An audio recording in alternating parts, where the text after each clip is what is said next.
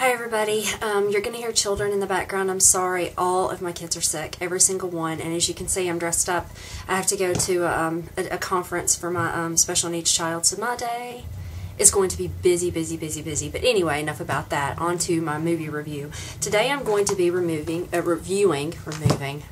my brain's already gone, the film Grotesque. Here you go. I saw this on Mike's channel.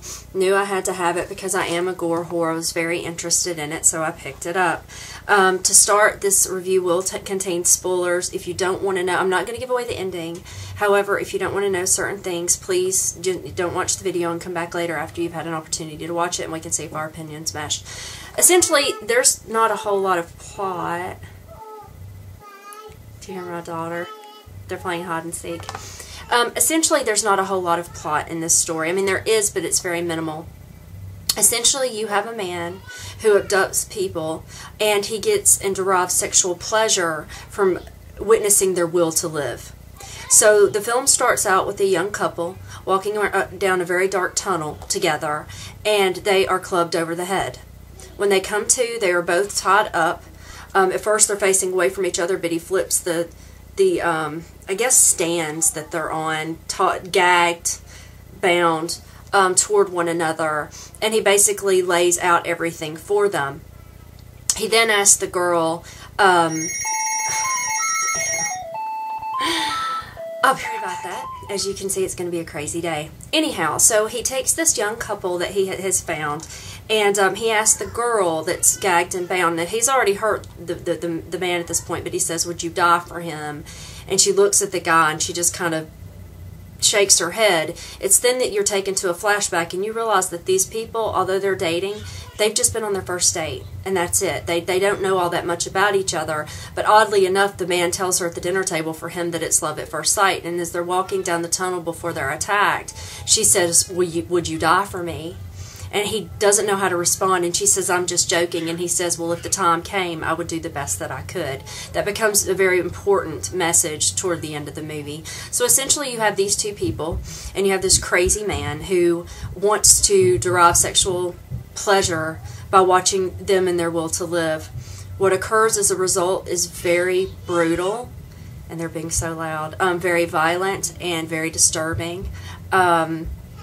There were several scenes in it that are gory and whatnot, but I think one of the scenes as a woman that bothered me mostly is that he removes the woman's clothing. He makes the man watch as he takes off her underwear, and then he cuts her shirt off and reveals her breasts, and then he starts fondling her, placing his mouth on her breasts, manipulating her nipples and whatnot.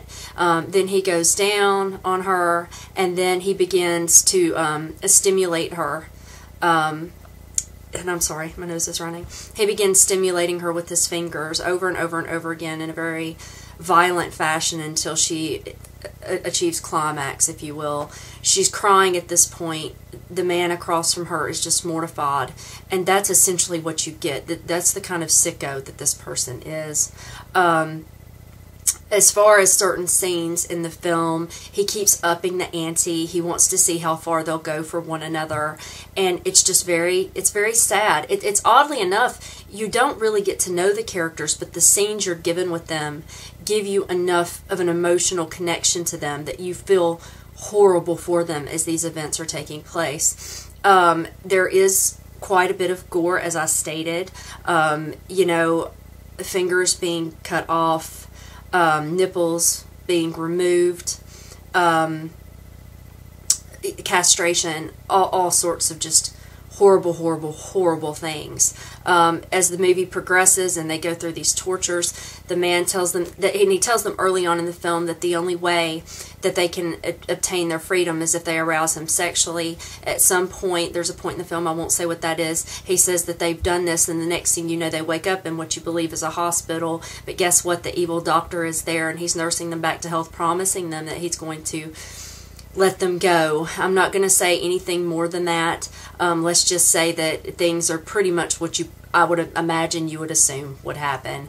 The ending of the film, I quite like the ending of the film. You know, I can't say much because it would ruin it, but I did enjoy the ending of the film.